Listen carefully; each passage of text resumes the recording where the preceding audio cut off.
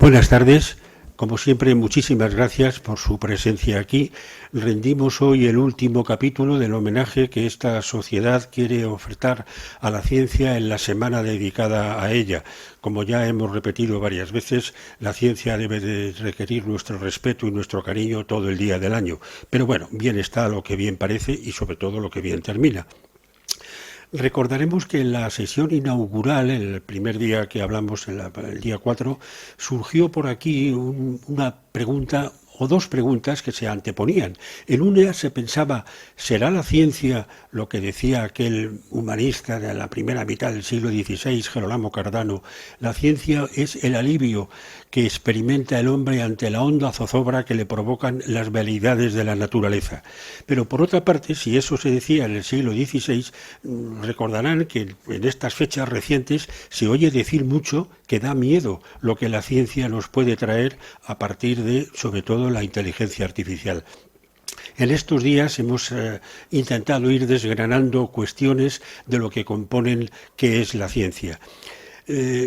Las personas que estuvieran aquí el miércoles pasado escucharían al profesor Vita Barra cuando nos hablaba del alfabeto, de la estructura de las letras, de la escritura, cuando nos pedía que hiciéramos un esfuerzo para extraer de nuestra imaginación el concepto de letra, que no sepamos que existen las letras, que no sepamos que se pueden combinar.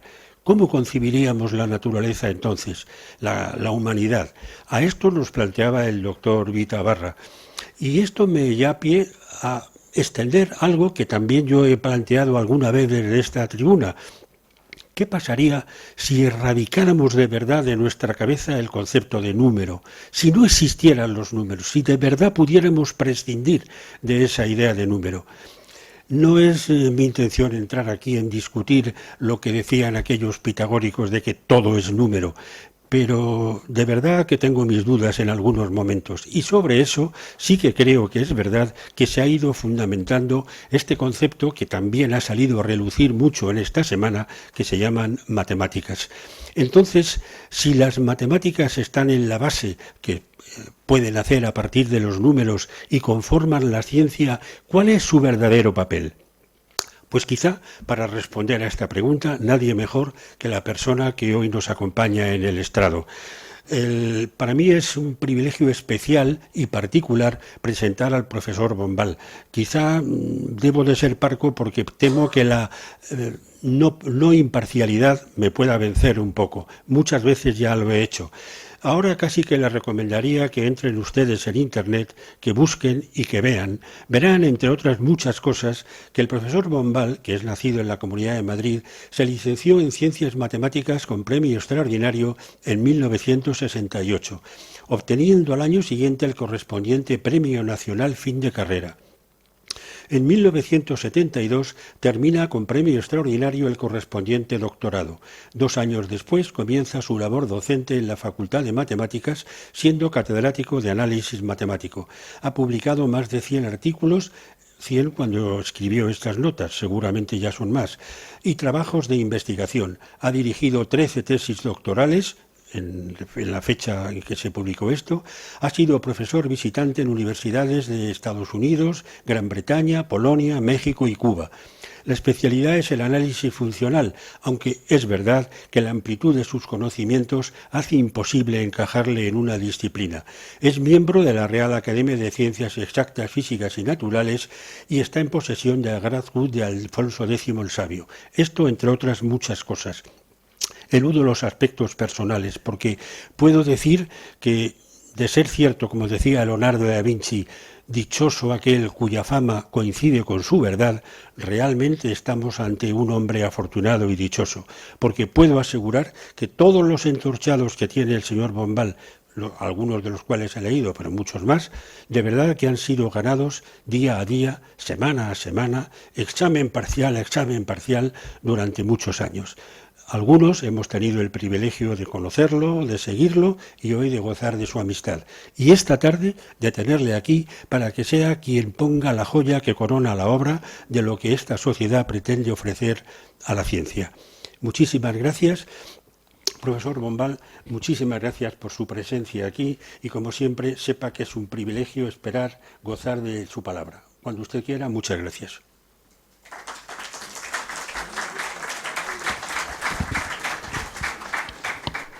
Pues muchas gracias, Antonio, porque como siempre y como bien has dicho, siempre tu presentación te puede más la amistad y los años que nos conocemos que probablemente la verosimilitud de tus afirmaciones. Quiero agradecerte, por tanto, tus palabras y quiero agradecer también a la Real Sociedad Económica Matritense de Amigos del País la oportunidad de participar en esta sesión de la Semana de la Ciencia y, al mismo tiempo, agradecer también el honor que me han hecho de nombrarme académico, socio académico de esta sociedad. Y, por supuesto, quiero agradecer a todos ustedes su presencia aquí para pasar un rato y espero no defraudarles. Entonces, como aparece ahí en el título, la charla que voy a dar es sobre el papel de las matemáticas en el desarrollo de la ciencia, pero antes van a permitir hacer dos incisos. Uno de ellos me lo acaban de decir y es que el Ayuntamiento pide que desde aquí todos los intervinientes roguemos a los participantes en la conferencia que en la sala de allí escaneen el código QR para hacer una breve encuesta diciendo que es totalmente anónima sobre las preguntas que aparecen allí, que yo no conozco, son 2 o 3 preguntas, pero me han dicho que se los diga a ustedes que por favor lo cumplimenten. Y la segunda cuestión es que mi charla está basada en parte en este librito que se llama Matemáticas y Desarrollo Científico, que corresponde a la inauguración del curso académico 2000-2001, que tuve el honor también de que el rectorado de la Universidad Complutense me designara a mí para impartirlo. Y la verdad, como las instituciones hacen cosas un poco desmadradas, digamos, quiero decir, como da lo mismo imprimir 500 que 1000, porque la diferencia de precio es muy pequeña, pues el rectorado hizo una enorme cantidad de ejemplares que después de distribuirlos, lo que le sobraron me envió a mí una caja. Y entonces, pues yo todavía tengo unos cuantos y he depositado pues una veintena o así de ejemplares de este librito a la salida, de modo que si alguno de ustedes está interesado, puede cogerlos sin ningún tipo de problemas, los que estén ahí depositados. Y ahora, sin más, pues voy a empezar con el tema de la charla. Esto no pasa, no sé qué. Bueno, no corre. Voy a ver si dándole aquí funciona. A ver si funciona. Esto no corre, con el ratón no corre. No, pero que no corre, quiere decir que corre con. Pero es igual, le doy con esto de aquí, no pasa nada. De acuerdo, muy bien. Que estoy acostumbrado. Bueno, esta frase, las matemáticas han ganado la guerra. Así comienza la película, Una mente maravillosa, inspirada en la vida del matemático y Premio Nobel de Economía en 1994, John Nash. Y continúa en el comienzo de la película. Han descifrado los códigos nazis y japoneses, han desarrollado la bomba atómica y podrían haber añadido y han descubierto la teoría de juegos para intentar ser más efectivos en la detección de los submarinos o para aumentar las posibilidades de éxito en la estrategia de las batallas navales y aéreas. Han desarrollado también el método del simples para optimizar la logística de los ejércitos aliados, etc. Probablemente la afirmación peque de exagerada, al fin y al cabo es una película, pero hace referencia a una realidad. A partir del siglo XX, yo creo que la sociedad cultural, la sociedad del primer mundo, es plenamente consciente de que cualquier teoría científica, por extraña, complicada y difícil que sea de comprender, tiene una repercusión inmediata en nuestra vida cotidiana y nuestro quehacer habitual en nuestra vida. Y detrás de todas las teorías científicas, de una u otra manera, están las matemáticas. Por eso, el año 2000, la UNESCO nombró el año 2000 como Año Internacional de Matemáticas y una de sus justificaciones era esta frase. Las matemáticas constituyen un pilar fundamental de la cultura, no solo por ser el lenguaje de la ciencia, sino por lo que suponen como bagaje necesario para entender el mundo en que vivimos. Y a lo largo de esta charla intentaré mostrar unos cuantos ejemplos cómo efectivamente las matemáticas, intentar justificar un poco esta frase de la UNESCO.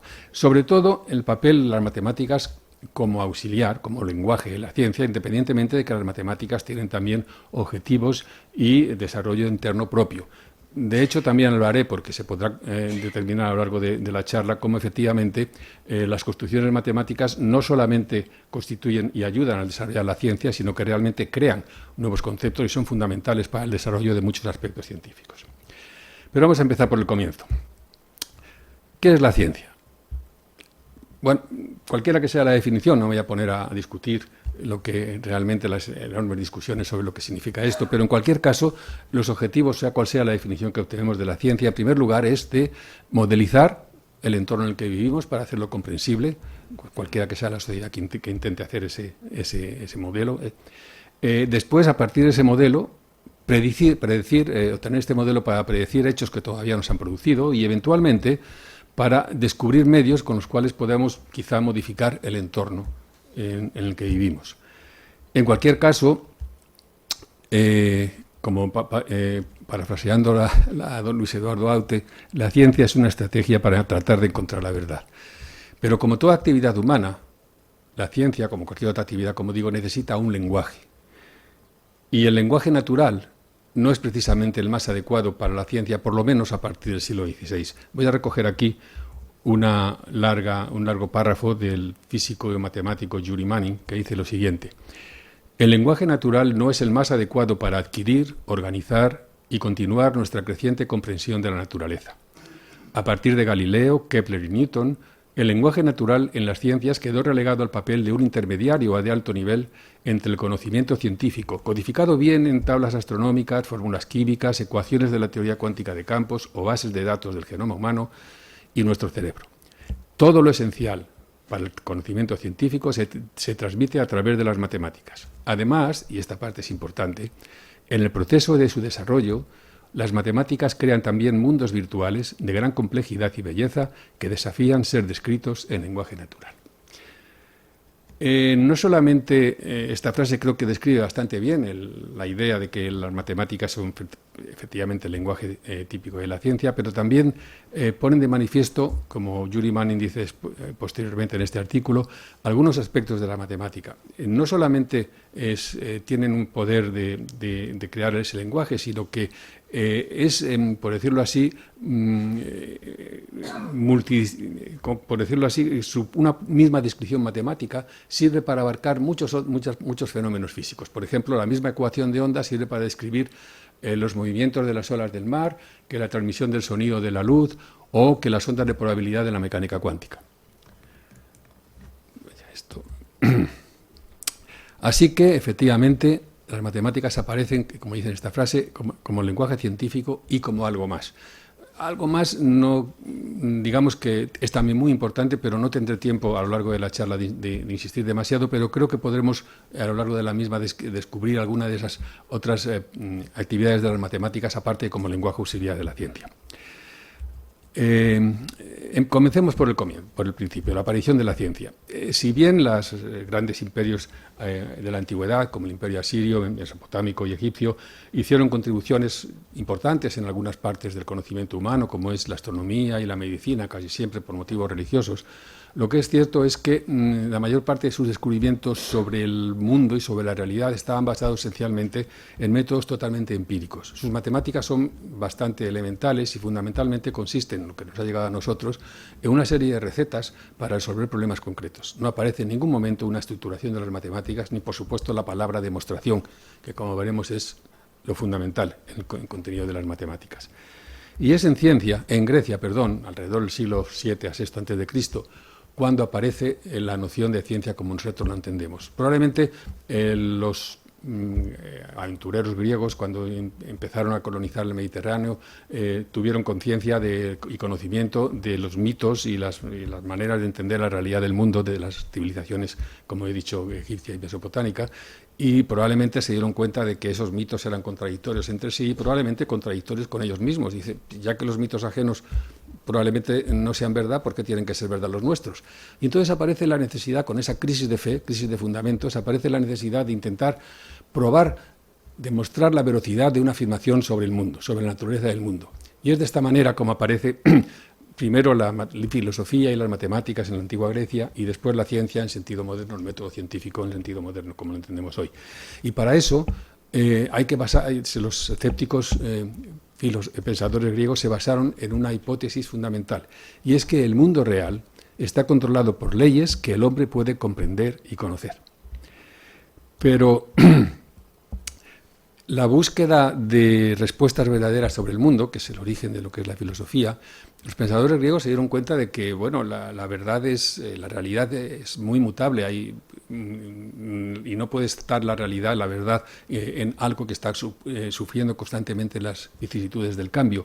Entonces, ¿cómo buscar realmente la esencia, el proceso inmutable que está debajo de cada uno de los conceptos que queremos conocer?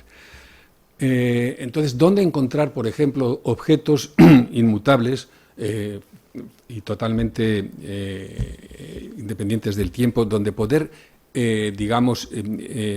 intentar encontrar sobre ellos, sobre el estudio de los mismos, nos puedan facilitar la posibilidad de conocer realmente las respuestas verdaderas, la posibilidad de poder demostrar y encontrar cuando algo es verdad, una afirmación que hagamos es verdad?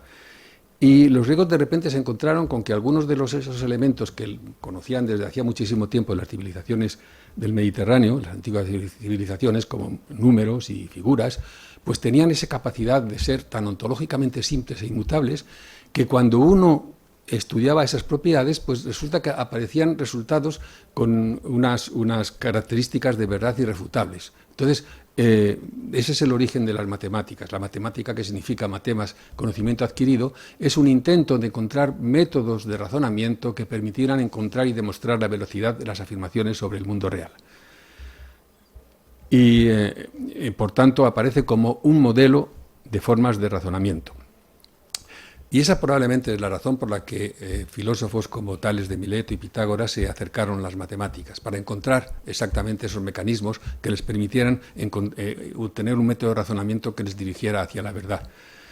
A Tales se le suelen atribuir, uno de los 7 sabios de Grecia, se le suelen atribuir la paternidad de las primeras demostraciones en matemáticas. Probablemente sus afirmaciones harían sonreír a los matemáticos, digamos, entre comillas, egipcios o babilónicos, por su falta de utilidad. Pero, sin embargo, hay que tener en cuenta que esas demostraciones son verdades absolutas. Son ciertas cuando las dijo Tales y siguen siendo ciertas después de 3000 años después. Aquí hay algunas de las afirmaciones que la tradición atribuye a Tales, aunque realmente no nos han llegado, digamos, sus mecanismos de demostración. Pero probablemente las primeras demostraciones que utilizaban los griegos para analizar los números y las figuras eran exactamente con el mismo método de observación que aplicaban a la realidad. Es decir, intentar hacer ver, entrar por los ojos, la verdad de lo que se afirmaba. Lo que pasa es que al aplicarlos a elementos como los números y las figuras resultaban cosas que no se podían discutir, que eran absolutamente ciertos. No voy a hacer demasiado pesado, pero aquí pongo un ejemplo de cómo se probaba de una manera evidente la propiedad conmutativa de la multiplicación. Por ejemplo, esto representa un grupo de m elementos, un conjunto de m elementos, cada uno de los elementos tiene 3 elementos, con lo cual el número total de elementos, que es m por n, son 9. Pero si este mismo conjunto de elementos le damos la vuelta, obviamente no hemos cambiado en absoluto el número de elementos, siguen siendo lo mismo, pero ahora hay que interpretarlos como n elementos formado por conjuntos, cada uno de ellos de 4 elementos. De modo que de una manera tan obvia y evidente es cierto que multiplicar el número de elementos, el número de conjuntos por los elementos de cada conjunto da lo mismo que cambiar el orden. Y así hicieron muchas demostraciones sobre la aritmética elemental. Otro de los primeros, filósofos griegos que se aproximaron a las matemáticas fue Pitágoras de Samos, que nació alrededor del año 572 a.C., uno de los mejores discípulos de Tales y que fundó una sociedad secreta, la de los pitagóricos. Por tanto, muchas de las cosas que se atribuyen a Pitágoras están atribuidas a la escuela. Ninguno de los pitagóricos quería ser, que se le asignara a él mismo una demostración. Todos eran padres de las verdades que la sociedad iba descubriendo. Obviamente,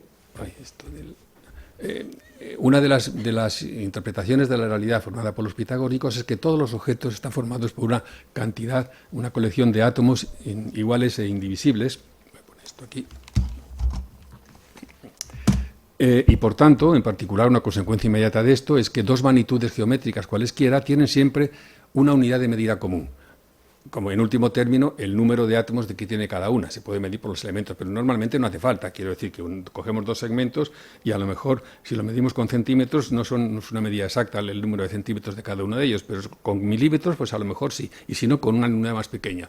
Los pitagóricos pensaban que siempre podíamos encontrar una unidad común a la medida de dos segmentos cualesquiera.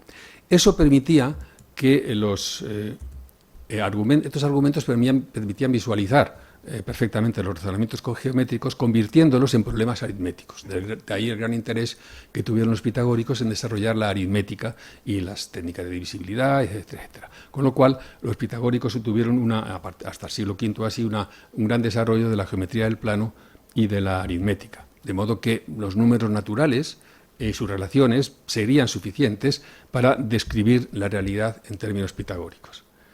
Pero de repente surgió una catástrofe.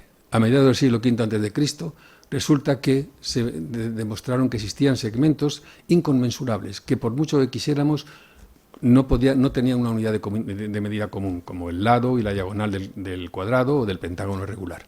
La tradición dice que el descubridor de los inconmensurables fue un pitagórico, Hipasos de Metaponte, y cuando sus compañeros pitagóricos lo descubrieron, le llevaron al mar en un barco y lo arrojaron por la borda para que se ahogara por haber sido responsable de estropear todos los razonamientos, por lo menos todas las bases en que se habían basado los razonamientos hasta entonces.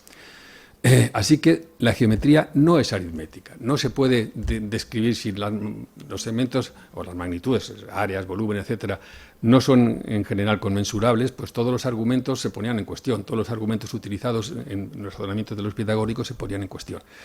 Además, para agravar esta crisis de fundamentos aparecieron las aporías de Zenón de León, es decir, una serie de brillantes experimentos mentales para demostrar al final la imposibilidad del movimiento. La base de esas aporías, de estas contradicciones, está basada en la interpretación, en la introducción de procesos infinitos en esos experimentos mentales. Así que de repente los griegos se encontraron con una tremenda crisis de fundamentos. Después de todo lo que hemos hecho, resulta que al final a lo mejor pues no nos vale para nada. Y es esta la razón por la que a mediados del siglo V a.C., unos cuantos pensadores griegos establecieron lo que llamamos el método axiomático deductivo, que esencialmente es el que utilizamos en la actualidad. Se trata esencialmente de, a partir de unas cuantas verdades evidentes o axiomas, como lo llamaron los griegos, y a partir de una serie de pequeñas etapas, una serie sucesivas de etapas, de modo que para pasar de una a otra se pasaban de manera muy sencilla, utilizando unas cuantas normas o leyes que se llaman leyes lógicas, construir una cadena de afirmaciones con la propiedad de que una cualquiera de esas afirmaciones, si todas las anteriores eran ciertas, la siguiente también iba a ser cierta. Las normas o las leyes en las que se basaban para pasar de una etapa a la siguiente se llaman leyes lógicas o formales, y el conjunto de esas cadenas de afirmaciones se llaman demostraciones. Las leyes lógicas, la primera recopilación de leyes lógicas aparece en el Organon de Aristóteles, pero están implícitos, por ejemplo, en el paradigma de este método axiomático alrededor del 300 a.C., que son los elementos de Euclides. En sus 13 libros aparecen 460 proposiciones que siguen siendo verdades absolutas, siguen siendo, hay probablemente después de una serie de 2.500 años después, pues claro que se han encontrado algunas inexactitudes en la necesidad de nuevos axiomas y tal, pero las afirmaciones que aparecen en los elementos son perfectamente ciertas hoy en día. La verdad es que los pensadores griegos se quedaron fascinados por este nuevo método lógico deductivo y hicieron mucho hincapié en esto. Por eso tuvieron no demasiado éxito en la aplicación de este conocimiento al mundo físico, porque estaban demasiado fascinados, como digo, por este juguetito. Hicieron realmente grandes descubrimientos en matemáticas y sobre todo la figura de Aristóteles, con su interés y su sistemática separación entre la física y la matemática, evitó lo que ahora llamaríamos una matematización de la física en el sentido más o menos moderno. De modo que, por un lado, estaban los descubrimientos matemáticos, entre los cuales estaba la astronomía y la óptica, por cierto, la óptica geométrica, y por otro lado, las cuestiones de cómo era el mundo, cuáles eran las sustancias que había en el universo, cómo funcionaba, cómo estaban compuestos los seres humanos, cómo caían las cosas, ese tipo de cosas. Es decir, las causas, en principio las causas finales, eran unas cosas que había que discutir por parte de los estudiosos y sin tener que cuantificarlas o comprobarlas en términos matemáticos. Por eso, como he dicho, las verdades que aparecen en los elementos son verdades absolutamente ciertas hoy en día y, sin embargo, el paradigma de lo que serían los conocimientos griegos de la física, hasta la física de Aristóteles, los 4 libros de la física de Aristóteles, que realmente está llena de contradicciones y de afirmaciones que son realmente falsas. No solamente por esta obsesión por el método axiomático se debe, es la causa de esta situación. Hay otras causas que los filósofos de la ciencia se han encargado de estudiar. Hay varias causas que se atribuyen, pero no quiero entrar aquí. Sería un poco prolijo entrar en buscar por qué el poco éxito de los griegos en la matematización de otras ciencias que no fueran las propias matemáticas. Sin embargo, hay que decir que algunos grandes pensadores griegos, en particular matemáticos, no desdeñaron hacer contribuciones muy importantes a la física y a la astronomía. Entre ellos destaca la figura inigualable de uno de los grandes genios que el mundo ha conocido, que es Arquímedes, que además de sus grandes descubrimientos en matemáticas, que son verdaderas joyas, no desdeñó en hacer contribuciones importantes a la física, como son a la propia mecánica, con la introducción de la noción de fuerza y el descubrimiento de la ley de la palanca, por ejemplo, o en la hidrostática con el llamado principio de Arquímedes. Pero no solamente eso, sino que no solamente hizo esos descubrimientos, sino que lo aplicó en aplicaciones prácticas, como está, por ejemplo, aquí el llamado tornillo de Arquímedes, que se utilizaba para hacer riegos en gran escala, llevar agua de un lugar a otro en gran escala.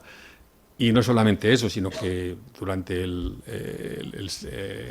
sitio de la ciudad en que vivía Arquímedes, Siracusa, por parte del ejército romano, los 2 años que duró el asedio, las invenciones de Arquímedes causaban pavor a los romanos que estaban, a las tropas que sitiaban Siracusa. Había cualquier tipo de actividad en las murallas, pues hacía que los romanos huyeran despavoridos, pensando que algún nuevo descubrimiento de Arquímedes iba a venir encima de ellos, como una lluvia de piedras, fuego, una forma de fuego griego, o combinaciones de poleas que cogían las naves romanas y las estrellaban contra las rocas. De hecho, si no fuera por la traición de uno de los ciudadanos de Siracusa, pues no hubieran conseguido los romanos conquistar la ciudad. Y a pesar del énfasis que había puesto el general romano Marcelo en que guardaran y conservaran la vida de Arquímedes, uno de los soldados romanos no hizo ni caso y provocó la muerte del gran científico en el año 212 a.C. También hay que citar entre las contribuciones, por ejemplo, a las contribuciones de Eratóstenes para la medición del radio de la Tierra, o las grandes contribuciones a la astronomía de Claudio Ptolomeo, que con la gigantesca obra de observación y cálculo astronómico que se llamó el Almagesto por los árabes, el más grande, una recopilación. En el primer libro del Almagesto aparecen calculadas con precisión las cuerdas de los arcos de medio grado y medio grado entre 0 y 180 grados, que fueron la base para los cálculos astronómicos y cálculos de navegación y demás durante los 2000 años siguientes. En los 12 libros siguientes, Ptolomeo desarrolló, como veremos después, el modelo astronómico que también estuvo vigente durante esos 2000 años. Lo que es cierto es que hasta a través de esta aproximación lógica y deductiva de la naturaleza, los griegos obtuvieron una evidencia sustancial de que el universo está gobernado por una serie de leyes y posee un orden. Y las matemáticas son la llave para expresar esas leyes y descubrir ese orden.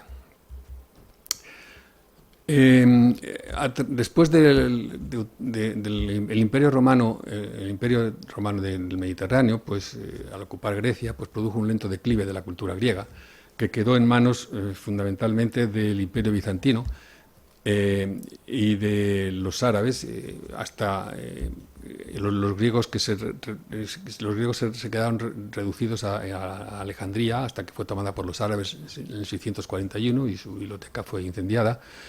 Y la cultura y tradiciones griegas quedaron de alguna manera en manos del Imperio Romano del Mediterráneo, Imperio de Bizancio, y sobre todo de los árabes.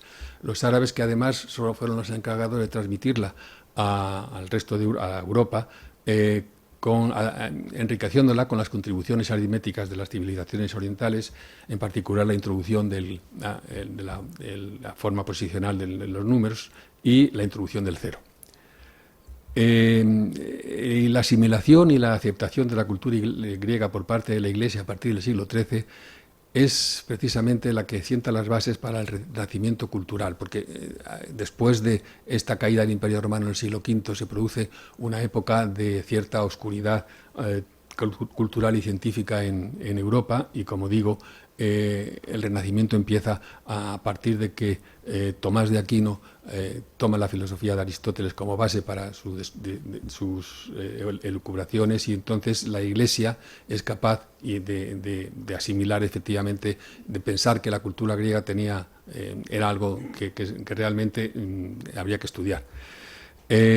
Como síntesis de este maridaje, resulta que la Iglesia, evidentemente al principio, la idea de la cultura griega, donde aparecía la idea de que, bueno, que el universo estaba regido por leyes estrictas, sin ninguna llamada a la divinidad, frente al diseño teológico de la Iglesia, de que el universo estaba regido por la actividad omnipresente de Dios, pues hubo que llegar a una especie de síntesis. La síntesis fue que la Iglesia empezó a pensar que el Dios cristiano había diseñado el universo de una manera racional.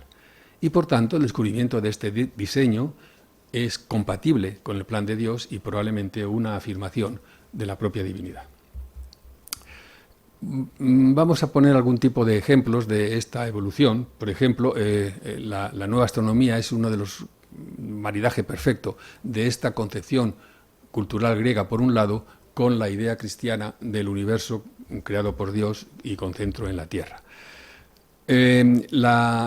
Hasta el siglo XVI, digamos que los fenómenos astronómicos, en particular los mecanismos que se utilizaban, el modelo que se utilizaba para poder describir y explicar lo que se observaba en el cielo, el movimiento de los planetas, que era completamente distinto de las estrellas. Las estrellas, a lo largo de toda una noche, van describiendo una órbita circular, pero los planetas significa en griego vagabundos, no describen órbitas circulares, sino a veces movimientos como este que está aquí, aparentemente retrógrados. Entonces, ¿cómo explicar lo que se observaba? Y sobre todo, ¿cómo utilizar eso para cálculos de fechas de festividades, o para cálculos para la agricultura, o para cálculos para la posición en la navegación?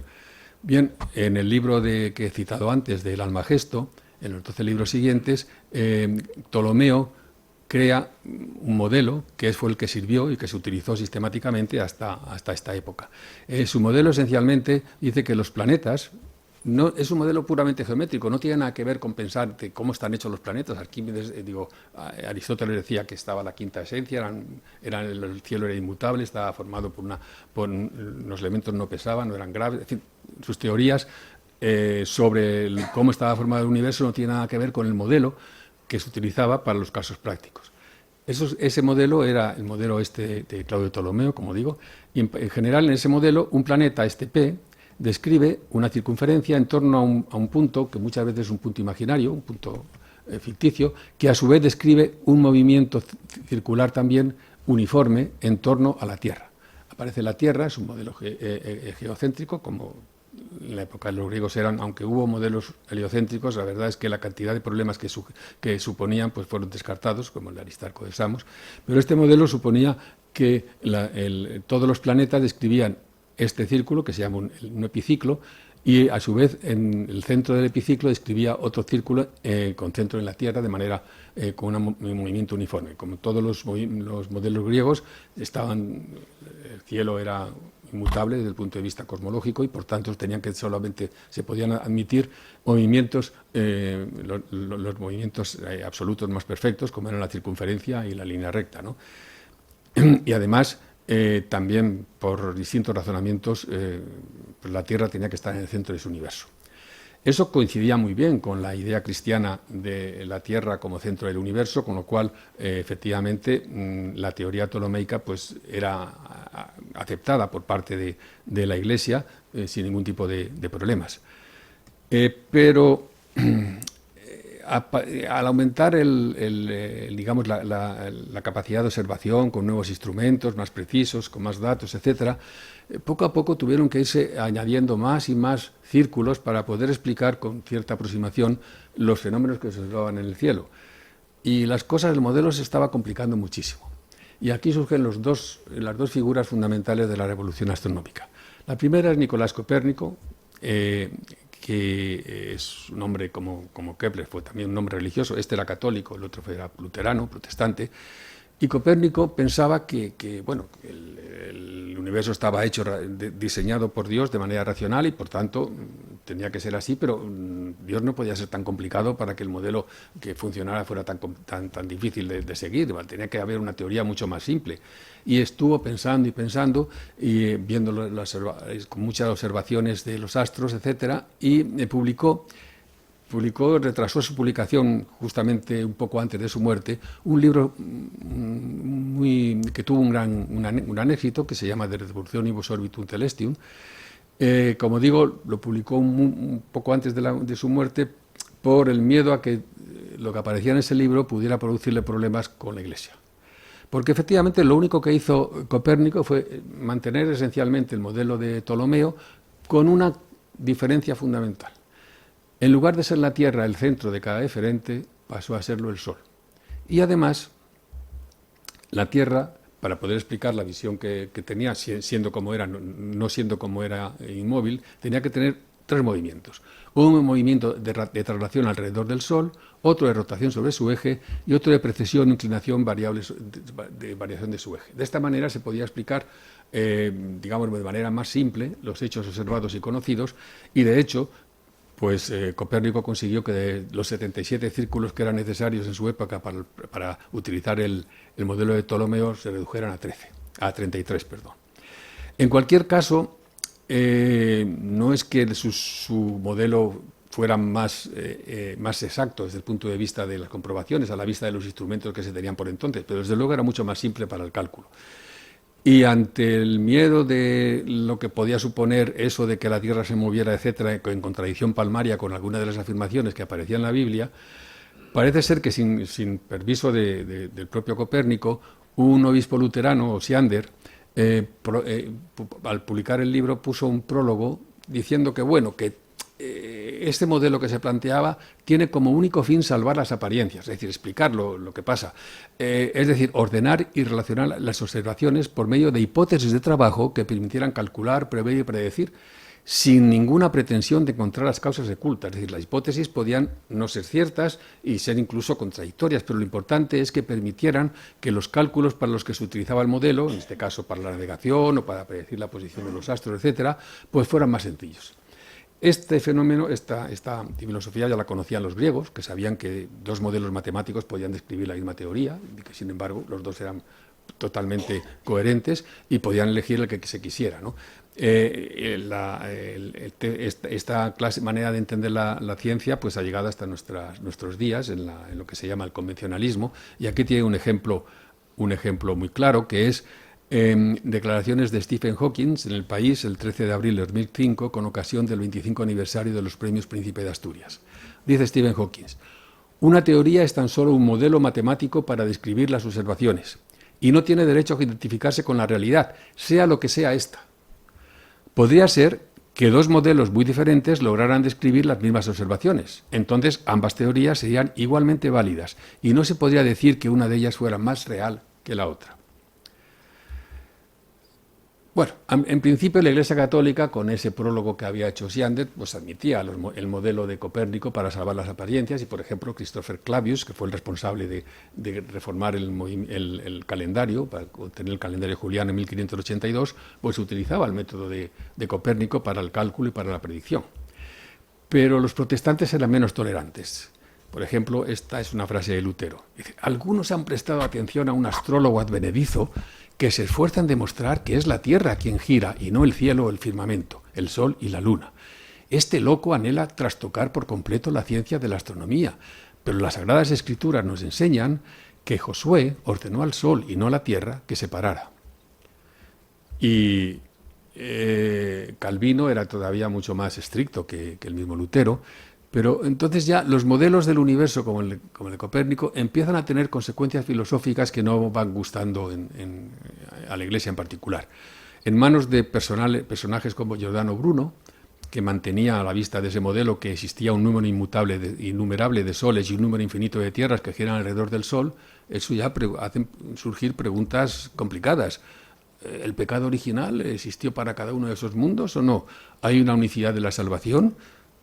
En fin, unas preguntas que las cosas se ponían complicadas. Así que Giordano Bruno fue detenido por la Inquisición en 1592, sometido a juicio y finalmente quemado en el campo de Fiori en 1600. En consecuencia, y también con motivo de las afirmaciones que otro de los hombres que van a aparecer ahora había hecho, de Revolutionibus, el libro de Copérnico, fue incluido en el índice en 1616. El otro gran figura de la revolución astronómica es Johann Kepler, que también era un hombre profundamente religioso, en este caso luterano. Tuvo una vida azarosa, pero a partir de 1594 se dedicó a la búsqueda del plan divino. ¿Por qué hay exactamente 6 planetas, excluyendo la Luna? ¿Por qué ocupan precisamente las posiciones que tienen en el cielo? Así que Copernicano, como estaba convencido, es decir, convencido de que el modelo de Copérnico era correcto, entonces creyó encontrar la solución de la explicación de esas preguntas en 1595 con una respuesta absolutamente ligada a la concepción griega de la geometría. Esa es la explicación que dio Kepler. La Tierra es la medida de todas las demás órbitas, así que representemos la órbita de la Tierra por una esfera. La circunscribe un dodecaedro, es decir, circunscribamos esa órbita por un dodecaedro. La esfera que lo contiene es la de Marte. La órbita de Marte circunscribe un tetraedro. La esfera que lo contiene, aquí está la de Marte, la esfera que lo contiene es la de Júpiter. La órbita de Júpiter la circunscribe un cubo. La órbita que la contiene es la de Saturno, el último de los planetas conocidos. Ahora, pon un icosaedro dentro de la órbita de la Tierra. La esfera inscrita en él es la de Venus.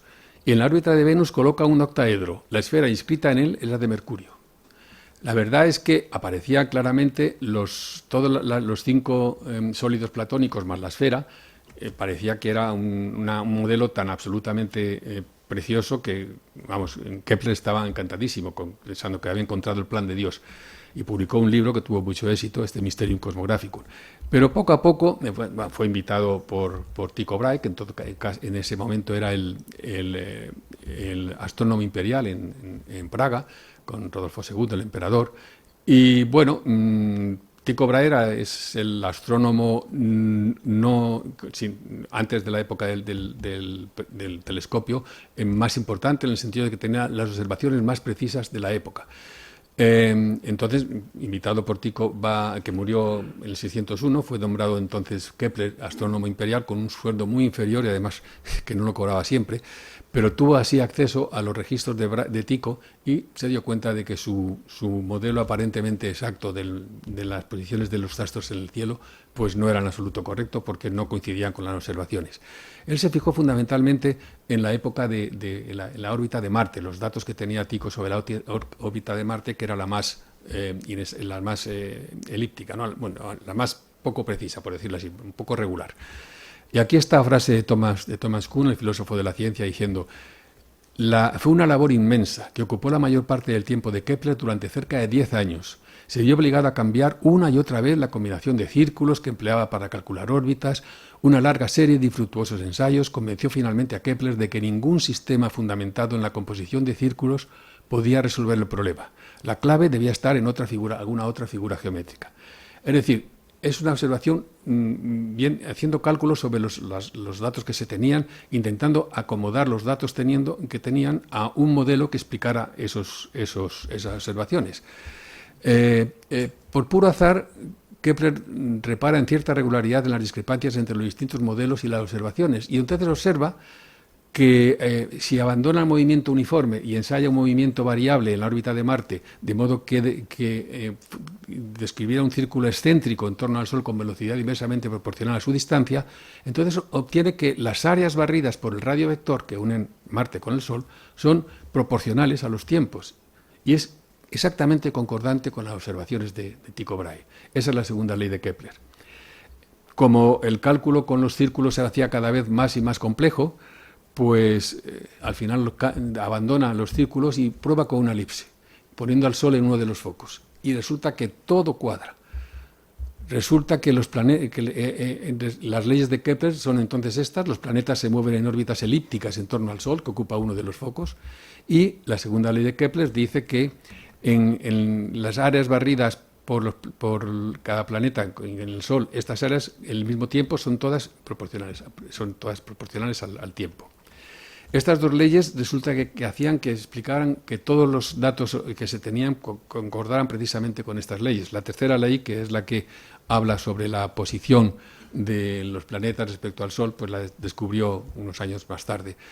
Pero la sorpresa es que una curva inventada por los geómetras griegos 2000 años antes, para la resolución de un problema puramente abstracto, la duplicación del cubo, y que no tenía ningún interés aparente para, digamos, algo fuera de la propia geometría, aparece súbitamente como uno de los diseños esenciales de la naturaleza. Como he dicho, la tercera ley apareció después, en el 1619, pero, por supuesto, el modelo de Kepler resuelve muchos problemas, pero esencialmente es empirista, por ensayo y error. Ya hemos visto que tardó 100 años. Su popularidad se debió en gran parte a uno de los impulsores de la revolución científica en marcha, este señor, Galileo Galilei.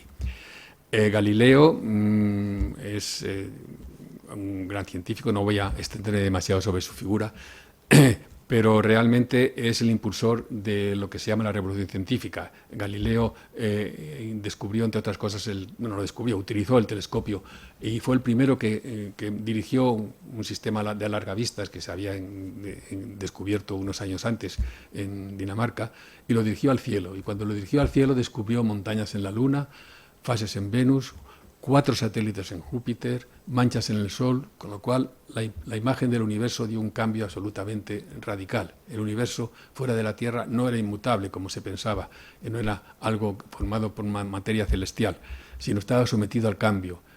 Y todo eso le hizo sugerir poco a poco una idea sobre la naturaleza. Y en uno de sus libros, en el Sayatore, 1623, extrae este párrafo que es el comienzo, por decir el párrafo, la declaración del método científico, del inicio de la revolución científica. Dice: la filosofía está escrita en este gran libro que es el universo, pero no podemos entender el libro si antes no aprendemos el lenguaje en el que está escrito y su alfabeto.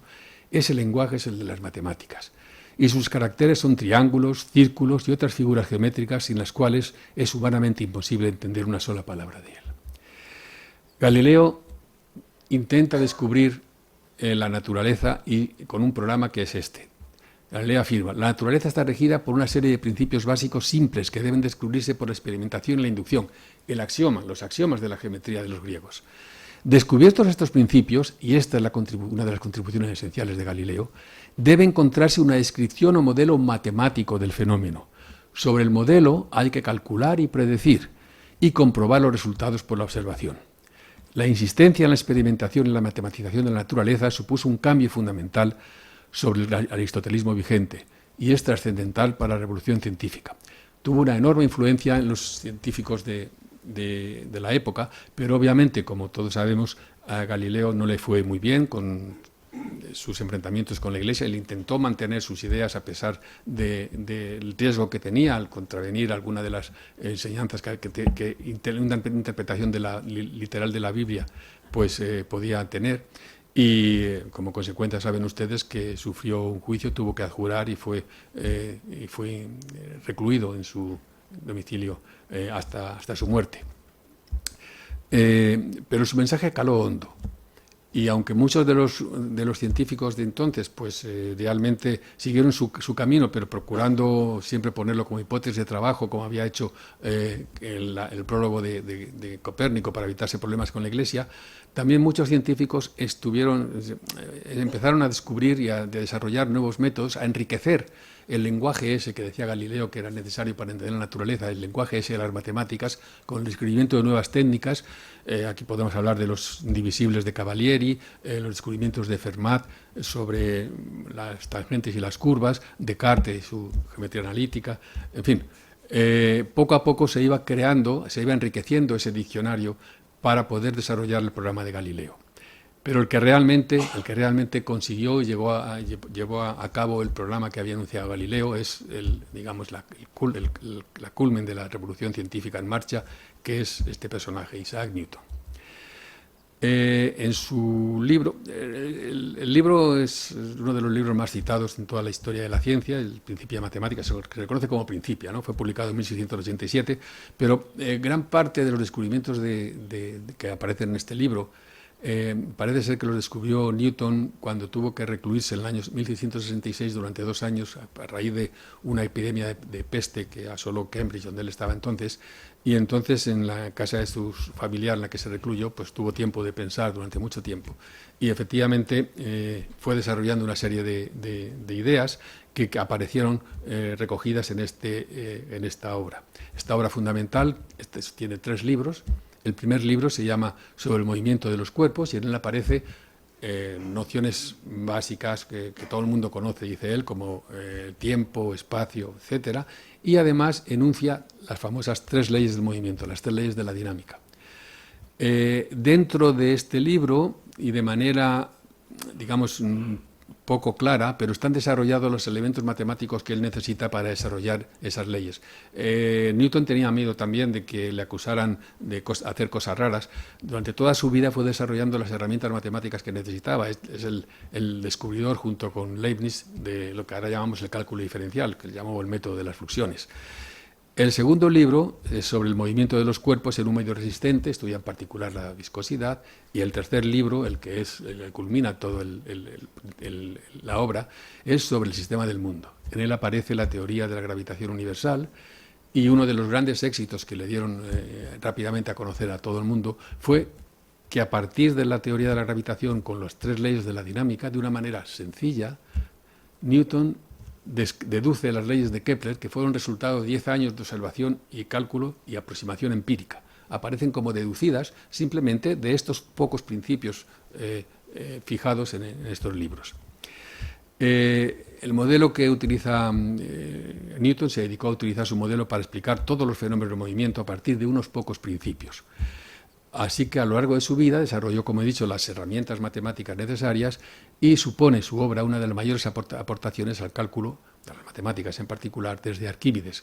Junto con Leibniz, como he dicho, desarrolló el método de las fusiones y el cálculo infinitesimal, y también un método que se utilizó a partir de él en la ciencia y que todavía se utiliza actualmente, es analizar un fenómeno físico de algún tipo en términos infinitesimales para obtener, con los principios o leyes que rigen ese fenómeno, obtener una descripción infinitesimal, lo que se llama una ecuación diferencial, para después, por métodos matemáticos, poder resolver esa ecuación diferencial y obtener la descripción del fenómeno de forma macroscópica.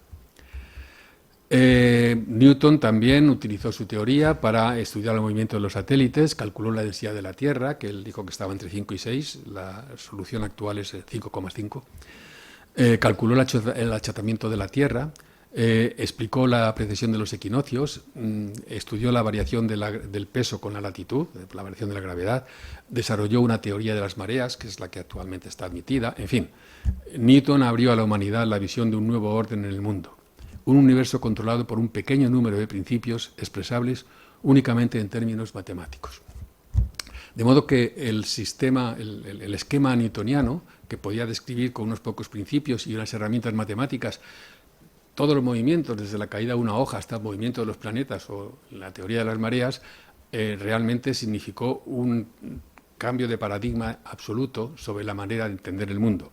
Y por eso, a lo largo del siglo XVIII, los matemáticos y los filósofos, realmente los filósofos naturales, como se llamaban, no había una diferencia todavía muy clara entre las distintas especialidades, pues utilizaron todos sus esfuerzos en aumentar esa idea de Newton sobre desarrollar el programa de Galileo y la matematización de la naturaleza. Entre algunos de los éxitos, de los muchos éxitos, está, por ejemplo, la predicción del regreso del cometa Halley en 1759. El cometa se había descubierto 77 años antes, en 1682, y había habido muy pocas observaciones sobre su movimiento y sobre su órbita. Y con un enorme esfuerzo de cálculo, Clairaut, en la Academia de Ciencias de París, pues dedujo cuándo iba a aparecer de nuevo el cometa. Se equivocó en unos 40 días, pero bueno, realmente fue una obra tremenda. Y más tremenda fue, por ejemplo, La confirmación experimental del achatamiento polar de la Tierra fue consecuencia de dos expediciones, como saben ustedes, una a Laponia y otra a Perú, donde estuvieron nuestros Ulloa y ¿cómo se llama? Es igual, el gran científico que fue de la Academia de Cádiz, pero no me sale ahora el nombre. El descubrimiento del planeta Neptuno, aunque esto se produjo en 1846, el resultado, digamos, en lo que se basó esencialmente fue en todo el trabajo desarrollado matemática y astronómicamente a lo largo del siglo XIX. El gran astrónomo Herschel había descubierto el planeta Urano por medios astronómicos, después de muchos esfuerzos, pero pronto se dieron cuenta de que la órbita de Urano no verificaba bien, tenía unas irregularidades que no verificaban bien lo predicho por la teoría de Newton. Entonces se pensó que eso podría deberse a la existencia de otro planeta. Nadie había visto ese planeta, pero después de una serie de cálculos astronómicos completamente de años de cálculo, no tenían todavía ordenadores. Le Verrier hizo un cálculo de su órbita y se la transmitió a un astrónomo alemán, Gale, y diciendo dónde estaba la órbita de Urano y dónde lo podía localizar. Y dirigiendo los telescopios ahí con un error de solo 55 minutos, de latitud, pues Gale descubrió efectivamente el planeta Neptuno.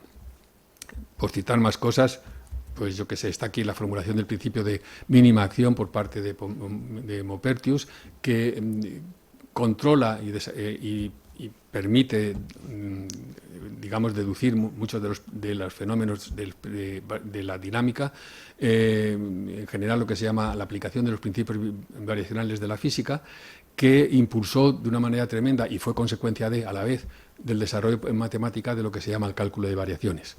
En fin, la percepción de que las matemáticas son una herramienta imprescindible para la consolidación de otras ciencias fue ampliamente aceptada y sirvió como base para su institucionalización como ciencia independiente. Un ejemplo típico de esta opinión predominante la encontramos en las palabras del astrónomo C, que dice esto: creo que no se puede rechazar al menos la posibilidad de que todo lo que es aprehendido por nuestros sentidos pueda calcularse matemáticamente. La razón de que esto no haya ocurrido todavía no reside en las limitaciones de las matemáticas, sino en las de las ciencias naturales, que todavía no han progresado lo suficiente en el conocimiento de las causas que yacen tras los fenómenos observados. Bueno, esta es una opinión del siglo XIX, probablemente no compartida actualmente por todo el mundo y probablemente sin razón, pero que da un poco la idea que se tenía en el XIX de que las matemáticas iban a resolver todos los problemas y que eran esenciales para el conocimiento del mundo. Voy a dar un pequeño salto ya hacia el siglo XX y para terminar la conferencia, este es el último capítulo. Por supuesto que no todas las matemáticas del siglo XVII y XVIII tenían un fin concreto. Es cierto que en el XVIII, que es con el descubrimiento de la máquina de vapor y el inicio de la primera revolución industrial, pues realmente la técnica necesitaba nuevas herramientas para poder evolucionar, poder entender cómo se transmitía el calor para la máquina de vapor, nuevos mecanismos para producir, energía, para producir nuevas herramientas. Y eso tenía detrás de sí unas teorías mecánicas que quedaban regidas por las matemáticas. La mayor parte de los matemáticos del siglo XVIII y el primer tercio del XIX, aunque realmente sus descubrimientos eran resultado de un proceso de abstracción que no tenían mucho que ver con la experimentación, y hablo de personas como Fourier, como D'Alembert, como Cauchy, como Weierstrass finalmente. Todos estos matemáticos resulta que desarrollaron una serie de teorías que eran esenciales después para el descubrimiento, para su aplicación al desarrollo de las técnicas de su época. Y de hecho, muchos de ellos reconocían que la razón por la que estudiaban y desarrollaban herramientas matemáticas era para ayudar a la aplicación a la física y a otras ciencias. Es cierto que muchos de ellos después también decían que las matemáticas tenían un objetivo independiente, pero bueno, de eso no vamos a hablar aquí. Pero a partir de la segunda mitad del siglo XIX, las matemáticas se hacen completamente independientes de la mecánica y de la física, y es cierto que siguen trabajándose y desarrollándose para aplicar a la mecánica y a la física, pero también por sus propias intenciones y con propios objetivos. Hay una serie de matemáticos que dicen que el objetivo de la matemática es el honor del espíritu humano, en fin, no voy a citar esos argumentos, pero siguen desarrollándose una gran parte de las matemáticas, no todas, como herramientas para ayudar al desarrollo de la ciencia. Lo que sí es cierto, y creo que lo hemos hecho notar antes con la revolución astronómica, es que una y otra vez resultados totalmente abstractos, obtenidos sin una motivación práctica, resultan al final decisivos para la formulación y desarrollo de una teoría científica. Y ahora vamos a dar dos ejemplos donde queda esto clarísimo. Esto queda tremendamente claro en dos de las teorías físicas más importantes del siglo XX, la teoría de la relatividad y la mecánica cuántica. En cuanto a la relatividad, bueno, digamos que a finales del siglo XIX prácticamente el desarrollo de la teoría de la mecánica de Newton con la electrodinámica de Maxwell aparentemente da una descripción perfectamente satisfactoria del mundo desde el punto de vista de la física. Pero el aumento de mecanismos de precisión y el estudio de fenómenos cada vez en ambientes más extremos, en particular fenómenos a velocidades muy altas o fenómenos a niveles de dimensiones muy pequeñas, pues empiezan a producir ciertas discrepancias con lo predicho por las teorías clásicas. Y ese es el origen de estas dos teorías. En particular, la relatividad intenta explicar los fenómenos que suceden a velocidades muy altas, cercanas a la de la luz. La teoría especial de la relatividad realmente no utiliza matemáticas muy importantes. De hecho, parece que hay precursores muy claros de esas interpretaciones, como Poincaré y Lorentz, pero realmente el que es responsable de desarrollar esas ideas y sobre todo de interpretarlas de una manera que cambió radicalmente la idea del universo es Albert Einstein. De modo que obtiene una formulación precisa, esencialmente la invariancia de los fenómenos físicos respecto a los sistemas de referencia que él llamó inerciales, eso ya lo había dicho Galileo, pero sobre todo la invariancia de la constancia de la velocidad de la luz en el vacío. Utilizando esos dos principios y con un desarrollo absolutamente lógico, Einstein llega a conclusiones realmente fascinantes y que cambian radicalmente la idea del universo que se tenía hasta entonces. De todas formas, aunque la teoría especial de relatividad pues tiene antecedentes, es cierto que Einstein no pudo meter dentro de esa teoría especial a la gravedad, que en principio parece que va a velocidad infinita en contra de la limitación de la velocidad de la luz. Y a partir de 1911, Einstein intenta introducir la gravedad de modo que con una descripción geométrica del espacio-tiempo para que los cuerpos se muevan de acuerdo con lo predicho por la teoría de Newton. Para eso necesita una formulación matemática, un modelo matemático que él no tenía. Entonces tiene que buscar, y gracias a un amigo suyo, fundamentalmente, a Marcel Grossmann, que había sido compañero de Einstein en la Politécnica de Zúrich, pues él le sugiere que mire unos trabajos de unos matemáticos, Ricci y Levi-Civita, que habían trabajado sobre una parte abstracta de las matemáticas, desarrollada 50 años antes por un gran matemático, Bernard Riemann, que se llama la geometría riemanniana. Y de repente Einstein se da cuenta de que es exactamente la herramienta que necesita para poder formular su teoría de una manera precisa. Y así da lugar en 1916 a lo que se llama la teoría general de la relatividad, que todo el mundo está de acuerdo que esta es obra genuina y única de Albert Einstein, del genio de Einstein, no tanto como la teoría especial. En cuanto a la mecánica cuántica, así como la teoría de la relatividad es obra fundamental de un solo hombre, de Albert Einstein, la mecánica cuántica es una obra, digamos, múltiple. Hay muchos actores que intervienen, entre ellos, uno de ellos es el propio Einstein, que es uno de los grandes contribuyentes. Y la verdad es que, como digo, tiene lugar cuando uno tiene que explicar fenómenos que no están predichos por las teorías entonces existentes. En particular, cuando Max Planck, por ejemplo, quiere explicar la radiación lo que se llama la radiación del cuerpo negro, tiene que postular, para que efectivamente concuerden las observaciones con la teoría, tiene que postular que la energía que emiten los osciladores atómicos tienen que emitirse solamente en cantidades discretas y no de una forma continua. Del mismo modo, Niels Bohr, al intentar explicar las líneas de dispersión que aparecen en el espectro del átomo de hidrógeno, para poderlas explicar de manera convincente, de nuevo tiene que suponer que los átomos no pueden, los electrones en el átomo no pueden ocupar cualquier lugar, sino que solamente aquellos en los que su momento cinético ocupe posiciones discretas. Esta discretización de las variables físicas van apareciendo una y otra vez al estudiar fenómenos del mundo subatómico y tienen consecuencias tremendas. Porque en principio eso quiere decir que los fenómenos a nivel microscópico tienen una naturaleza esencialmente discontinua e imprevisible. De esta manera se pone en cuestión incluso el principio de causalidad, entendido como que, lo decía la física clásica, conociendo suficientemente todas las variables, uno puede predecir el desarrollo de un fenómeno, la evolución de un fenómeno físico con una probabilidad tan próxima a 1 como queramos.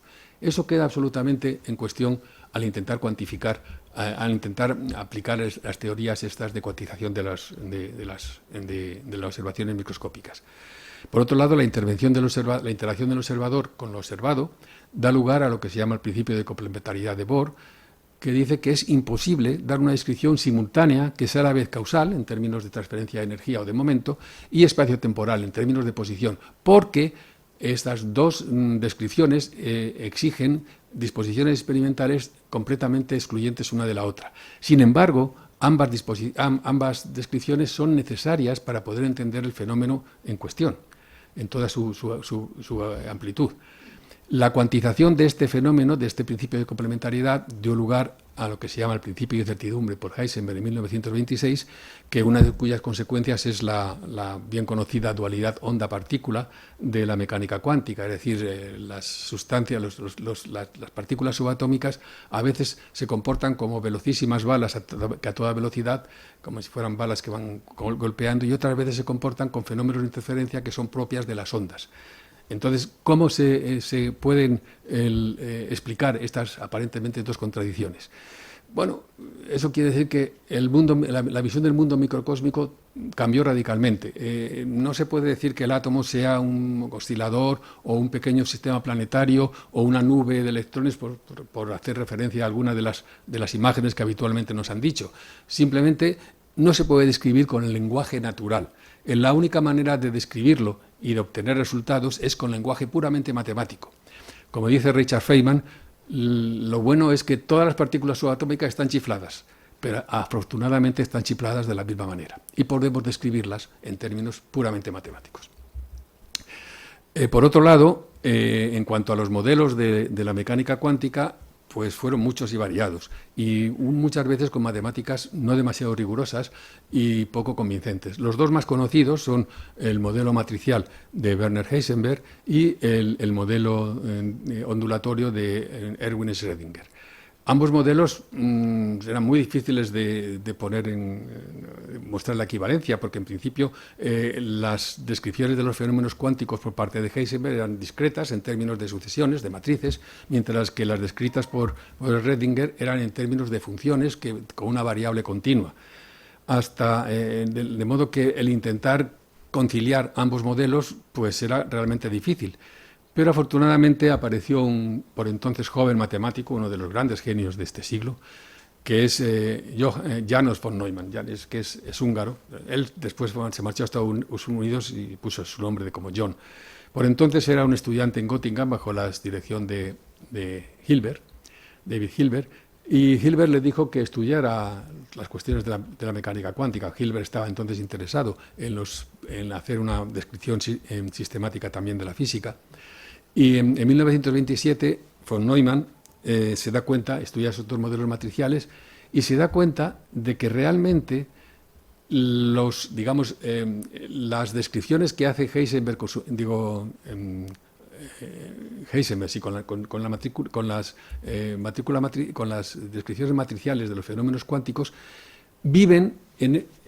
hay dos ecuaciones aquí matemáticas, las únicas que salen, no hace falta que las entiendan, solamente que viven en este objeto matemático que está ahí, mientras que las funciones que aparecen en la descripción de la mecánica cuántica por parte de Schrödinger viven en este otro objeto matemático que aparece ahí. Y John von Neumann se da cuenta de que esos dos objetos matemáticos son los ejemplos básicos que entonces existían de lo que se llama espacios de Hilbert. Fueron descubiertos por Hilbert, el primero, el L2 pequeña, y están implícitos en los trabajos de Lebesgue en 1906. Y lo importante es que un año después, en 1907, dos jóvenes matemáticos, Fischer y Fréchet, probaron que esos dos objetos matemáticos son isomorfos e isométricos. Son esencialmente, los dos tienen las mismas relaciones estructurales, son el mismo objeto matemático. De modo que la equivalencia entre las dos descripciones de la mecánica matricial y la mecánica ondulatoria son simplemente distintas relaciones matemáticas del mismo objeto, de las mismas relaciones estructurales, del mismo objeto matemático en último término. Y von Neumann también fue el que hizo después otro modelo de la mecánica cuántica, que es el que está actualmente en vigor, que es el modelo de espacios de Hilbert, y contribuyó de manera muy importante al desarrollo de la mecánica cuántica con algunos de los trabajos más importantes de su prolífica e importantísima obra matemática, que abarcó muchísimos otros aspectos. Pero de nuevo aquí aparece, como en el caso de Einstein, una herramienta matemática desarrollada en otro contexto, resuelve un problema fundamental en la descripción de la naturaleza. Y hay siempre un feedback entre las dos cosas. Eso hace que, por ejemplo, en el caso de la teoría de Einstein, resulta que muchos físicos empiezan a estudiar la geometría diferencial y empiezan a estudiar cosas que antes no se preocupaban de estudiar. Y los matemáticos, a la vez, despiertan el interés por la geometría riemanniana, que estaba un poco apartada. De la misma manera, los descubrimientos de von Neumann hacen que los matemáticos se dediquen a estudiar de nuevo la estructura de espacios de Hilbert y teoría de operadores, y los físicos de nuevo empiezan a llamar y a tener que manejar una nueva herramienta matemática que no conocían, aunque hacía más de 20 años que había sido descrita. Hay muchos otros ejemplos de matemáticas prefabricadas en este sentido. Por ejemplo, en la obra Leyes del Pensamiento de Boole, en 1954, son básicas para después la teoría de redes y de la información. El diseño de circuitos y redes neuronales, etcétera, está basada en la teoría de grafos, que fue iniciada por Euler en 1736 al resolver el problema de los 7 puentes de Königsberg. La teoría de ondas de choque era necesaria, una teoría que lo explicara en 1940, cuando empezó la teoría de fisión, en el desarrollo del proyecto Manhattan y los reactores nucleares. Los físicos necesitaban herramientas matemáticas y de repente se dieron cuenta de que desde 1903 había un libro, un desarrollo de una herramienta matemática, el libro este de Hadamard sobre el lesón de propagación de ondas, que exactamente era lo que necesitaban para sus estudios físicos. Aquí recojo las ideas de otro premio Nobel de Física, Eugene Wigner, que dice: el milagro de la adecuación del lenguaje de las matemáticas para la formulación de las leyes físicas es un don maravilloso que no entendemos ni merecemos. Deberíamos estar agradecidos por ello, con la esperanza de que continúe siendo válido en el futuro y que se extienda a otras ramas del conocimiento. Es un artículo muy famoso que ya se llama La irrazonable efectividad de las matemáticas en las ciencias naturales. Y en el mismo sentido, un grupo de matemáticos, el grupo Bourbaki, muy importante en las matemáticas del siglo XX, dice que existe una relación íntima entre los fenómenos experimentales y las estructuras matemáticas parece confirmarse plenamente de la forma más inesperada, a través de los descubrimientos más recientes de la física. Pero no sabemos absolutamente nada sobre los fundamentos de este hecho, y tal vez no lleguemos nunca a saber sobre ello. De modo que, como conclusión, es cierto que he hablado fundamentalmente de las matemáticas como lenguaje, y es cierto que la matematización se ha extendido no solamente a la física y mecánica, a lo que he hecho referencia, sino a muchas otras áreas de conocimiento. Por ejemplo, el análisis de Fourier es esencial para todo lo que se refiere a la psicología de la percepción o la transmisión de imágenes, por ejemplo, las imágenes que tenemos de los satélites artificiales desde Marte o desde las lunas de Júpiter, o la transcripción de imágenes que nos hacen la Interpol para identificar a un delincuente, utiliza sistemáticamente el análisis de Fourier. La tomografía axial computarizada que necesitamos, el TAC, que utilizan los médicos, es análisis de Fourier aplicado. La teoría de grupos es esencial en la química, que se ha asociado y en la física teórica actualmente, la teoría de simetrías, o en la cristalografía. La criptografía, es decir, la teoría de números es básica para la criptografía. La teoría de fractales, como vimos ayer, por ejemplo, y en la conferencia sobre el cáncer, pues tiene aplicaciones inmediatas y básicas en la medicina, en la meteorología, en fin. No olvidemos la economía, donde muchos de los premios Nobel se han concedido a economistas con una gran fundamentación matemática, como Kantorovich en el 75, De Broglie en el 83, Nash, al que yo he citado, en el 94, Lloyd Shapley y Alvin Roth en el 2012, etcétera. Pero como dice Wagner, quiero terminar diciendo que los intentos filosóficos para reducir el origen de todas las matemáticas a razones meramente utilitarias, que es lo que se podría deducir de la gran parte de mi exposición, son muy poco convincentes. Las matemáticas son el lenguaje de la ciencia en un sentido profundo. Las matemáticas son el medio indispensable a través del cual la ciencia se expresa y se comunica consigo misma. Pero las matemáticas no solo hacen manejables de forma rigurosa conceptos y leyes de la ciencia, sino que es un constitutivo esencial para su aparición y creación. Es decir, las propias matemáticas tienen implícita dentro de sí la creación y desarrollo de nuevas teorías. Y creo que ya les he aburrido lo suficiente. Perdonen por el retraso. Muchas gracias.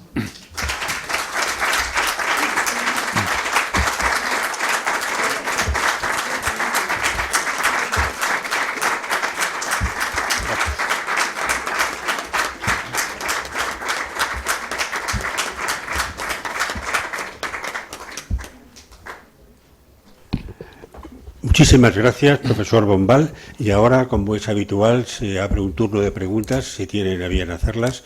Y como siempre recomendamos, por mor de la agilidad en el tema, se ruega que las preguntas sean muy concretas y concisas. Cuando quieran, por favor.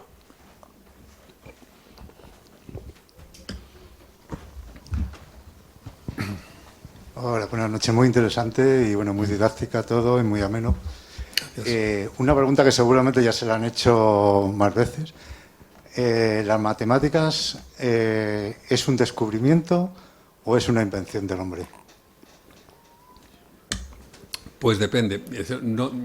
No solamente lo han hecho, sino los propios matemáticos los estamos haciendo. Es decir, es como los escultores. Una escultura está en la tierra, es decir, lo único que tiene que hacer es quitar uno lo que sobra y está la escultura ahí dentro, o uno tiene que hacer esfuerzos. Pues depende. Hay los platónicos, los matemáticos, según un filósofo de las matemáticas, Edward Hertz, dice que a lo largo de la semana, durante 3 días, los matemáticos somos platónicos, es decir, pensamos que los elementos matemáticos tienen una esencia propia y que viven en el mundo de las ideas, como Platón. Otros 3 días somos prácticos y no nos preocupamos de eso, nos dedicamos simplemente a trabajar en otros numeritos, y el otro día, pues depende, descansamos habitualmente. Quiero decir que mi respuesta es esa porque es la misma que han dado muchísimos otros matemáticos. Depende del momento. Hay veces que uno piensa, efectivamente, ¿cómo no me he dado cuenta? Esto surge de una manera como si estuviera ya predestinado a que tuviera que surgir. Efectivamente, muchas veces, pero no solamente las matemáticas, sino otras actividades científicas, parece que es el momento. Surgen de repente, pues al mismo tiempo, distintas teorías nuevas que de repente surgen a la vez por distintos lugares, tanto en matemáticas como en ciencia. ¿Por qué? Eso existía ya antes, y simplemente el tiempo hace que sea el momento preciso para que aparezcan y se descubran, o es simplemente que la gente está trabajando en una misma dirección y eso hace que efectivamente no le puedo contestar nada más que eso, porque además nadie tendría la capacidad de poder demostrar una afirmación, es decir, en un sentido o en otro, ¿no? Así que lo siento, pero no puedo decir nada más que eso.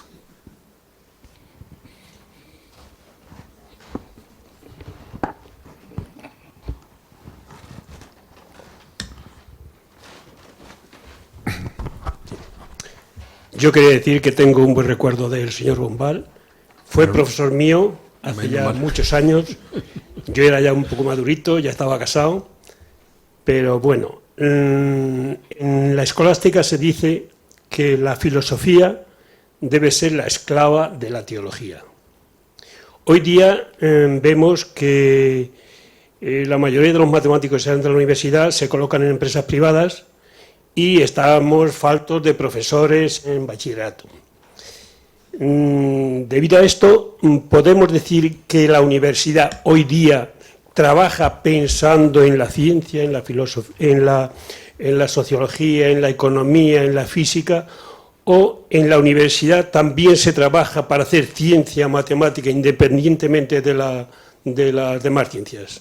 Pues sí, sí. Efectivamente, hay unos, digamos, como usted sabe, hay una serie de programas de financiación de la ciencia, unas son locales de las comunidades, otros son a nivel nacional, en donde uno presenta un proyecto para investigar. Y entonces se hace el proyecto y hay una parte importante de los proyectos que se desarrollan en matemáticas que son por el desarrollo de la ciencia en sí, porque es una gran parte importante de las matemáticas. Pero está claro que hay también muchísima gente que utiliza, que desarrolla las matemáticas por ese feedback que he dicho. Quiero decir que el interés en los años 30 por los espacios de Hilbert prácticamente existía en una pequeña parte de las matemáticas simplemente porque ya se había desarrollado las partes más importantes y la gente estaba preocupada por otras cosas. Cuando aparece el libro de John von Neumann sobre fundamentos de la mecánica cuántica y aparece la descripción necesaria en ese modelo del espacio de Hilbert abstracto, que solamente se habían puesto ejemplos concretos, de repente los matemáticos empiezan a estudiar eso. Quiero decir que hay un feedback entre las necesidades propias de la ciencia, que dice, yo necesito más herramientas, pero herramientas en esta dirección. Entonces los matemáticos habitualmente, hay un grupo de matemáticos que se pone a estudiar esa parte de su desarrollo de esa parte de las matemáticas, aunque sepa que es para aplicarla a otra ciencia. Pero hay otros matemáticos que simplemente estudian una parte de su disciplina simplemente sin ninguna visión de aplicación.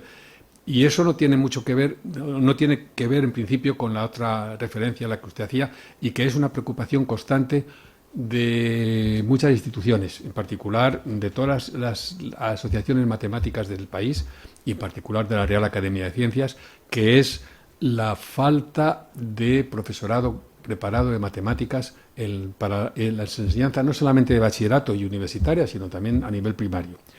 Quiero decir que hay grupos de trabajo trabajando intensamente en esa dirección, y de hecho ya hay un programa bien desarrollado con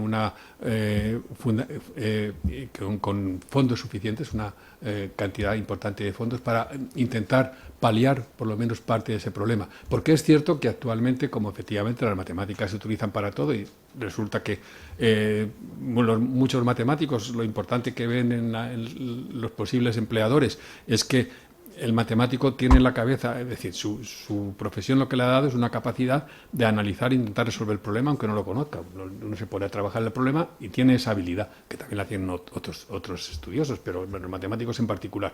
Y por eso se utiliza, se colocan muy bien, y ahora se colocan en una banca, se colocan en telefonía, en fin, en muchísimas empresas. Con lo cual, la salida natural de los matemáticos cuando yo estudiaba, que era la enseñanza a cualquier nivel, pues resulta que está produciendo falta. La mayor parte del profesorado de matemáticas de secundaria, por ejemplo, no son matemáticos. Y eso redunda en que, a lo mejor resulta que la posibilidad de desarrollar nuevas vocaciones científicas y en particular matemáticas, pues están muy limitadas. Quiero decir que creo que son dos asuntos distintos, pero que he querido hacer referencia a eso porque es un asunto muy importante, la formación de los profesores de matemáticas, no solamente los investigadores, los profesores de matemáticas. Es fundamental que tengan un conocimiento matemático suficiente para poder transmitir a las nuevas generaciones ese interés y vocaciones científicas que van a ser necesarias para el desarrollo de la sociedad del futuro. Así que no sé si he contestado a la pregunta o...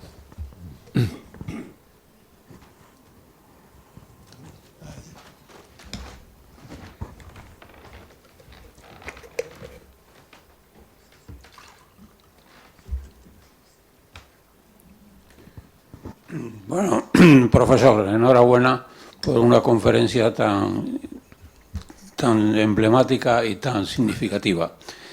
Y en su conferencia me ha venido a la mente un problema constante que está siempre en todas partes, la existencia de Dios.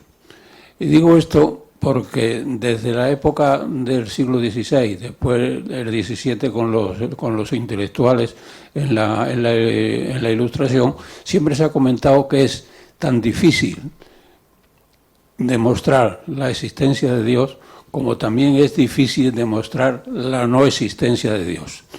Y digo esto porque el Big Bang, desde que se comentó el Big Bang, hay una matematización en todo el universo, no hay anarquía, si no hay un orden perfecto en toda la creación del universo. Y me ha venido también a la mente un debate muy curioso entre Cajal y Ortega. Ortega le demostró a Cajal que en el cerebro, aparte de lo orgánico, lo biológico que había en el cerebro, que él siempre lo defendía, que lo defendía Cajal, había algo más. Había matemática y había filosofía y metafísica. Y digo esto porque desde el punto de vista matemático actualmente existen distintas entidades, distintas sociedades, entre ellos en Barcelona, nada más y nada menos que un sobrino bisnieto de don Santiago, que se llama también don Santiago Ramón y Cajal, está matematizando el cerebro, es decir, está intentando demostrar, y de alguna manera ya lo tiene prácticamente demostrado, que entre las relaciones entre las neuronas, entre la sinapsis, no hay una anarquía, sino hay también una matematización.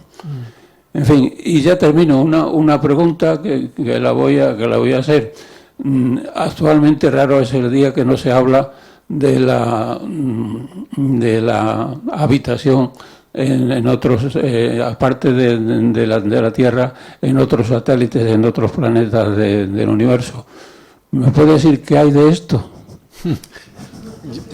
Bueno, yo no soy astrónomo y por tanto no tengo, digamos, más información que como aficionado que soy a la ciencia ficción, y yo desearía, bueno, creo que efectivamente un universo tan inmenso y tan bien diseñado como el que existe, como el que tenemos, pues sería un desperdicio que no lo usaran también otros seres pensantes, pero por supuesto no tengo ninguna evidencia de eso, solamente una convicción. Así que, y en cuanto a lo que usted dice de la demostración o no de la existencia de Dios, si se pudiera demostrar, pues sería todo mucho más fácil, estaríamos todos mucho más contentos, o lo contrario. Pero tengo que decir que eso no es nuevo en la teología, quiere decir que en matemáticas existe también esa posibilidad, es decir, hay un famoso teorema, el teorema de Gödel, de 1932 aproximadamente, donde dice que cualquier sistema axiomático, como los que hemos hablado nosotros, que sea consistente, y, es decir, que no tenga contradicción, y que contenga, por ejemplo, la aritmética habitual, pues contiene proposiciones que no son demostrables. Es decir, que no se puede demostrar ni que son ciertas dentro del sistema, ni su falsedad, aunque desde fuera del sistema muchas de ellas se sepan que son ciertas. Quiero decir que la imposibilidad de tener un conocimiento total y absoluto, ni siquiera las matemáticas se eluden esa posibilidad de no poder demostrar algo. No es el reino de lo universalmente demostrable, sino que cada uno depende del sistema, del método, del sistema axiomático en el que nos movamos. Entonces hay cosas que en ese mismo sistema axiomático no vamos a poder demostrar nunca. Eso quiere decir que a lo mejor probablemente la idea de las redes neuronales, es decir, la posibilidad de emular al cerebro y otras cosas que existen actualmente, pues el propio teorema de Gödel yo creo que tiene que poner límites a esa posibilidad, porque si se basa en sistemas automatizados aparte de axiomas, pues es muy probable que se choquen con el teorema de Gödel alguna vez. Pero, en fin, son especulaciones que probablemente tendremos que esperar a un futuro más o menos próximo para saber a qué carta quedarnos. ¿Alguna pregunta más?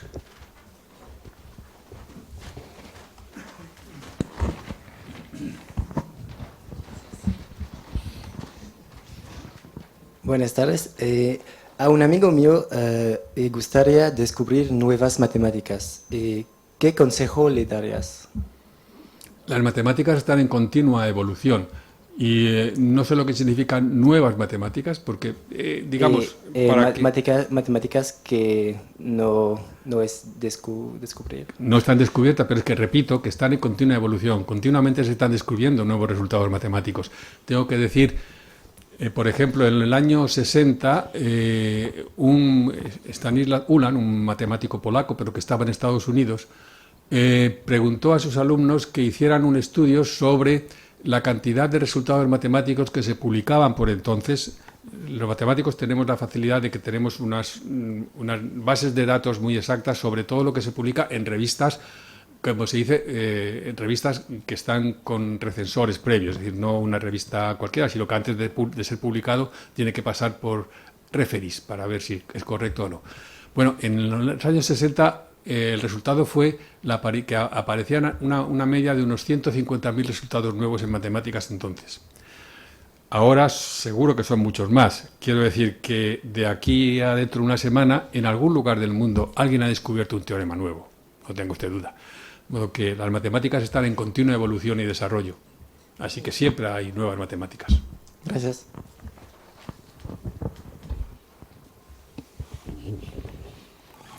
¿Alguna pregunta más? Bien, pues en este momento este ciclo de la Semana de la Ciencia lo damos por clausurado. Para esta vocalía ha sido algo más que cumplir unas etapas de un programa establecido. No es dar unas conferencias más porque así estaba en el calendario. Ha sido poner un empeño del corazón de esta sociedad por abrir espacios en el cielo para que derrame su bienaventuranza sobre nosotros vía lo que ha sido el camino de la ciencia. Recordamos con especial entusiasmo y agradecimiento a los ponentes que han intervenido en este pequeño ciclo, a los 7 componentes y, como no, a todos aquellos que han hecho cierto a lo largo de la historia que la ciencia requiere sacrificios, incluso víctimas. Algunos de ellos, por desgracia, lo han predicado con el ejemplo. Como digo, para esta sociedad, esto que ha ocurrido en estos días ha sido algo más que simplemente cumplir unos trozos del programa, por lo menos para la vocalía que yo represento. Se ha hecho lo que se ha podido, pero ha sido imposible hacer más. De todas maneras, muchísimas gracias a todos y al profesor Bombal por ser quien pone la joya de la corona para completar así la obra. Muchísimas gracias.